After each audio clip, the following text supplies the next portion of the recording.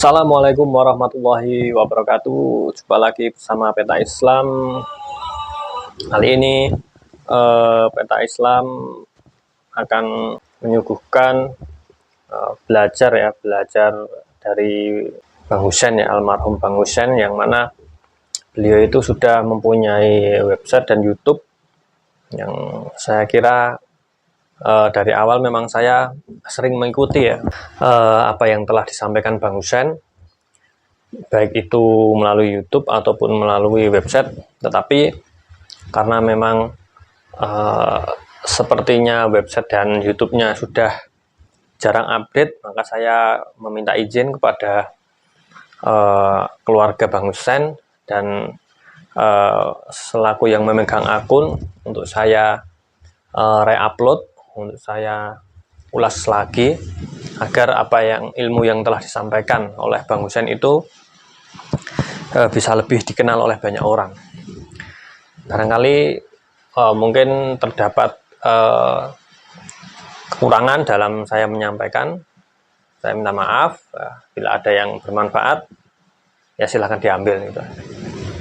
Oke, mari kita saksikan video pertama dari Bang Husen yang saya ambil dari YouTube-nya Bang Husen yang sudah saya perbaiki, sudah saya edit.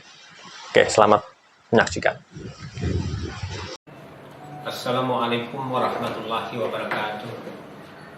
Saudara sekalian, saat ini saya ingin mengajak Anda untuk mempelajari ilmu nahwu demi memahami Al-Quran. Ilmu nahwu dengan kata lain adalah tata bahasa Arab, atau dalam bahasa Inggrisnya sama dengan sintaksis ya. Jadi kalau menyebut tata bahasa Arab ada dua, yaitu ilmu sharaf dan ilmu nahwu. Ilmu sharaf kita pelajari tersendiri, ilmu nahwu kita pelajari tersendiri.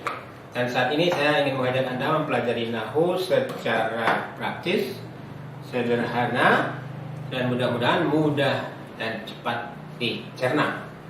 Adapun apa yang akan saya sampaikan pada hari ini ada kemungkinan akan disampaikan lagi pada hari-hari berikutnya, pada pertemuan-pertemuan kita berikutnya. Semua hal-hal yang akan disampaikan pada saat ini bisa jadi akan disampaikan secara berulang-ulang. Jadi kalau pada saat ini ada hal-hal yang Anda kurang mengerti, Anda tidak usah cemas karena semua akan diulang. Yang penting Anda mengikuti pelajarannya satu demi satu. Ya.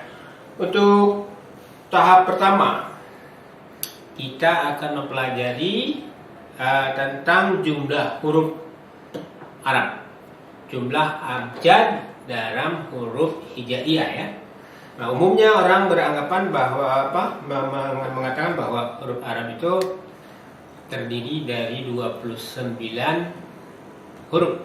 Nah, di antara 29 huruf itu ada satu huruf yang tidak mempunyai bunyi, yaitu huruf alif. Ya, huruf alif. Huruf alif adalah huruf yang tidak mempunyai bunyi. Loh, kok tidak punya bunyi? Ya, artinya kalau yang lain misalnya katakanlah setelah alif, ba, ta, sa, dan seterusnya, itu semua adalah, selain alif adalah huruf-huruf konsonan ya, atau huruf mati.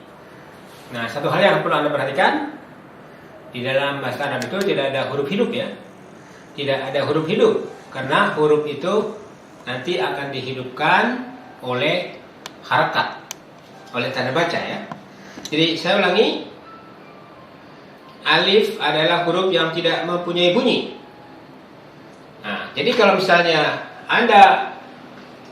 kita mengatakan a, nah, Anda perhatikan. Kalau Anda mengatakan a, maka yang dimaksud itu bukan bunyi alif ya. Yang dimaksud adalah bunyi hamzah. Lalu apa fungsi alif di sini? Fungsi alif di sini adalah sebagai tempat duduk hamzah, sebagai tempat tumpangan hamzah. Tapi kadang-kadang juga hamzah itu ditulis di bawah alif. Contoh begini ya. Nah, misalnya ini a, ini I. Nah, kalau U bagaimana? Bisa juga seperti ini, mirip dengan ini, tetapi di sini diberi tanda dhamma. Nah, jadi saya ulangi. Ini A, ini I, ini U. Ini bukan bunyi alif. Bukan bunyi alif. A, I, U itu bukan bunyi alif, tetapi bunyi hamzah. Yang hamzah itu diletakkan di atas atau juga bisa di bawah alif. Jadi dengan kata lain, alif di sini hanya berfungsi sebagai pembantu untuk hadirnya hamzah, ya. Itu yang pertama. Nah, kemudian kita bertanya, kalau begitu fungsi alif selain tempat hamzah itu apa? Nah, alif selain sebagai tempat kedudukan hamzah, alif juga bisa menjadi tanda pemanjang, ya, pemanjang bacaan. Misalnya begini. Nah, ba. Jadi kalau saya tulis begini, misalnya Anda hanya membaca ba, tapi kalau ba ini ditambah dengan alif maka menjadi ba, ya. Ba. Ini saya satu ketukan ba, misalnya ini ba, ya. Jadi begitu dengan demikian jelas alif fungsinya di sini sebagai pemanjang bacaan, ya. Tuh. Kemudian selain alif yang berfungsi sebagai pemanjang bacaan itu ada lagi dua huruf yang lain, yaitu waw dan ya. Ya, misalnya ini ba, ya. Kalau bagaimana kalau bi? Nah, maka kalau bi adalah seperti ini. Ba ditambah dengan ya, bi. Nah, sebetulnya di sini ada sukun. Tapi sukun ini kadang-kadang tidak perlu ditulis. B. Bagaimana kalau bu? Nah, kalau bu, nah begini. Jadi dengan demikian Anda bisa memahami, ya, ada 3 huruf yang berfungsi sebagai pemanjang bacaan, yaitu alif, waw dan ya. Jadi sangat tergantung pada bunyinya. Kalau bunyinya a, ba, pemanjangnya alif. Kalau bunyinya i, bi, pemanjangnya ya. Kalau bunyinya u, bu, maka pemanjangnya adalah waw. Ya, itu yang pertama. Kemudian nanti kalau Anda mempelajari ilmu sharaf, ketiga huruf ini yang berfungsi sebagai pemanjang ini, alif, waw dan ya ini, dalam ilmu sharaf nanti kita akan mempelajari 3 huruf ini, alif, waw dan ya, sebagai apa? Sebagai huruf ilat, ya. Jadi nanti kalau kita mempelajari ilmu sharaf, nanti akan dibuatkan sendiri paket pelajarannya. 3 huruf ini, alif, waw dan ya, disebut sebagai huruf ilat, ya. Dan huruf ilat ini dalam konteks pembentukan kata itu ketiganya bisa saling menggantikan. Misalnya kita temukan, kalau kita menemukan kata kerja ini misalnya, ya, kala. Nah, kala ini nanti ini kita perhatikan di sini ada alif, ya. Kalau kala ini nanti kita carikan, kita temukan masdarnya, kata bendanya, maka kala ini bisa menjadi kaulan, ya. Kaulan. Jadi ini kata kerja, ini masdar, kata benda. Kemudian kalau kata kerja ini dipasifkan, ya di sini kita lihat pada kata kerja fil madi, ya, kata kerja masa lalu yang aktif. Sini kita temukan di huruf tengahnya alif. Kemudian di sini pada kata bendanya kita temukan huruf tengahnya adalah waw. Kemudian kalau misalnya kita cari bentuk fasih dari kola ini, maka yang muncul adalah apa? Huruf iya, ya. Jadi bacaannya apa nih? Kila, ya. Nah, jadi ini yang tadi saya maksud, bahwa di dalam ilmu sharaf ada 3 huruf yang dikenal sebagai huruf ilat atau huruf penyakit. Yang pertama huruf waw, yang kedua huruf alif, yang pertama huruf alif, yang kedua huruf waw, 3 huruf ya. Nah, jadi dalam konteks pembentukan kata ini bisa saling menggantikan. Yang saya maksudkan menggantikan itu ketika kita mengusut satu kata yang ketika variasinya itu bermacam-macam, maka kita lihat dalam kata kerja aktif yang muncul adalah alif, dalam kata benda yang muncul adalah waw, kemudian dalam kata kerja pasif yang muncul adalah ya. Itu ya.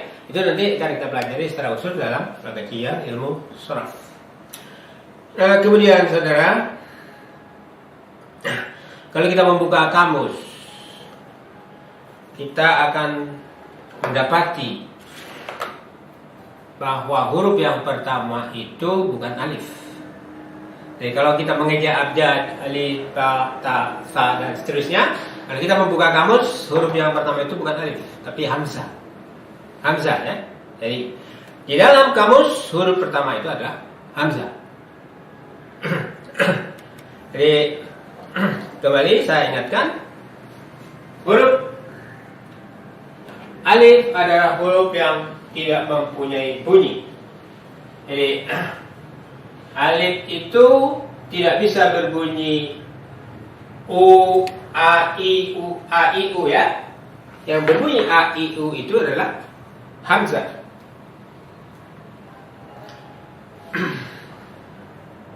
Nah, satu hal lagi, kita melihat, kita akan mengkaji, mempelajari tempat duduk hamzah ya. Kalau tadi saya katakan bahwa tempat duduk hamzah itu adalah alif, ini jelas ya, kelihatan. Nanti dalam bentuk kata yang lain, kita akan lihat bahwa hamzah itu bisa menempati, selain bisa menempati alif, coba saudara perhatikan, pada kata ini ya, sa, a, la, kemudian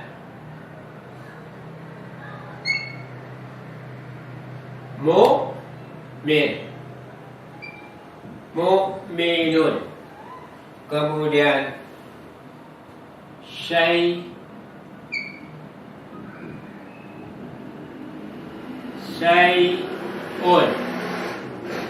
nah, pada ketiga kata ini, pada kata yang pertama hamzah menempati alif, ya. Pada kata yang kedua hamzah menempati waw. Pada kata yang ketiga, hamzah menempati ya.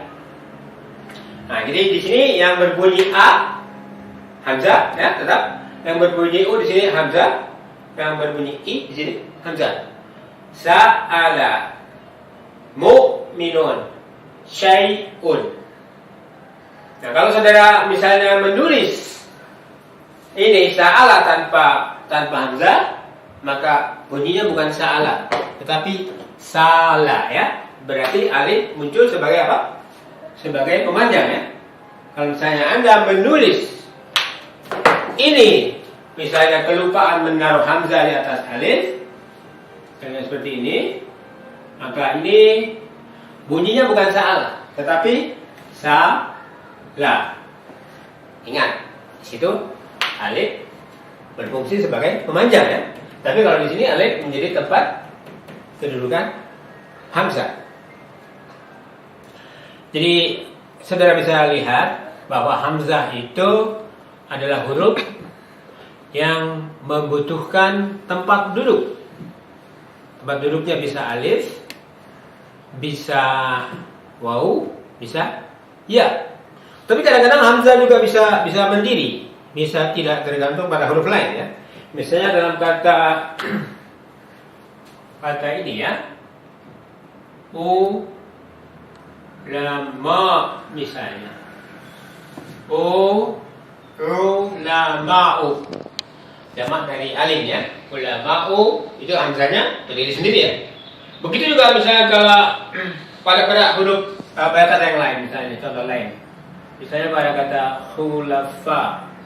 Nah ini ya, ini jamak dari khalfa, khulafa'u. Nah inilah contoh-contoh hamzah yang tidak membutuhkan, tidak menumpang pada huruf yang lain ya. Ini, jadi hamzah kebanyakan menumpang pada huruf lain, tapi kadang-kadang dia bisa juga mandiri ya. Nah itu Saya kira mudah-mudahan Anda bisa memahami. Nah, sekali lagi apa yang saya sampaikan pada saat ini semua bisa diulang berkali-kali dalam berbagai pertemuan kita berikutnya. Kemudian yang terakhir dari pertemuan kita pertama ini adalah kita akan membahas serba sedikit tentang sesuatu yang di dalam bahasa Inggris itu disebut sebagai part of speech, ya. Part of speech. Apa? Part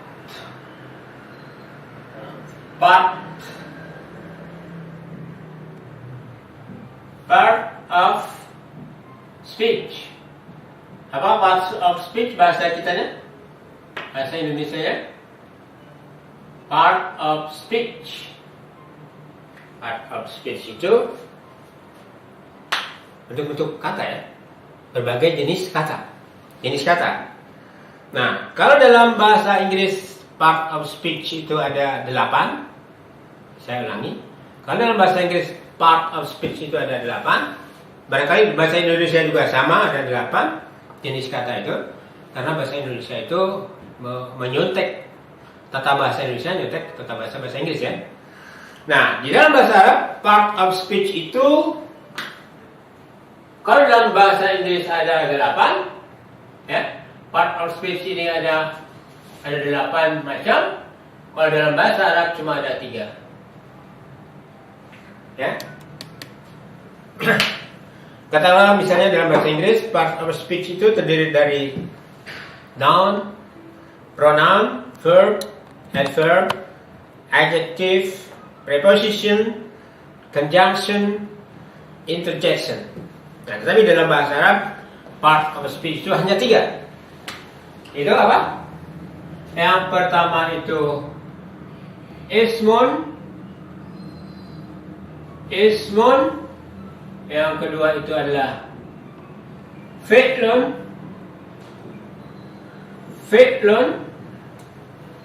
Yang ketiga adalah harfun.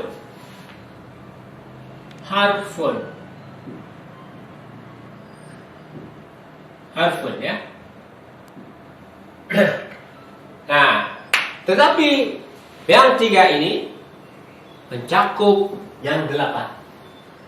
Yang 3 itu ini mencakup yang 8. Bagaimana bisa? Nah, karena ismun itu mencakup kata benda, mencakup kata ganti, mencakup kata sifat, mencakup kata seru. Ya. Jadi otomatis bisa kita pahami bahwa di dalam isim ini tercakup berbagai bentuk kata di dalam tata bahasa Inggris atau tata bahasa Indonesia.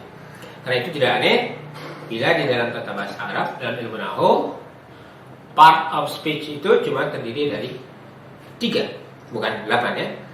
Dan sekalian saya kira untuk pertemuan pertama ini saya cukupkan sekian dulu. Terima kasih atas perhatiannya. Wabillahi taufiq wal hidayah. Wassalamualaikum warahmatullahi wabarakatuh.